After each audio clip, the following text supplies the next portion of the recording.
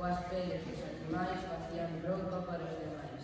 Arma camiñaban todos os días para cantar a súa moeda. Este castro é un dos máis grandes, porque o cuidamos o desenterramos. O castro é unha montaña, a todos en unha montaña, e todos os días en torno iban a recoller as cañas. Tiñan os máis especiales. En la nóbriga, o castro non hai ser vivo que non deixe rastro.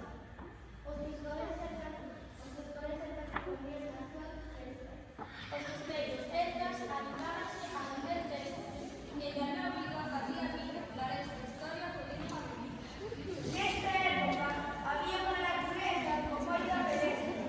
Os celtas vivían en castros e cazaban brazos con rastros. Cando o sol quentaba, as persoas cazaban. Cando precisaban comer, moitas veces habitaba ben. Habitaba ben os gigantes e moi elegantes. As súas roupas eran preciosas, as súas casas eran bonitas. Os habitantes dos castros tiñan animais que axudaban nas tarefas laborais. Dende o castro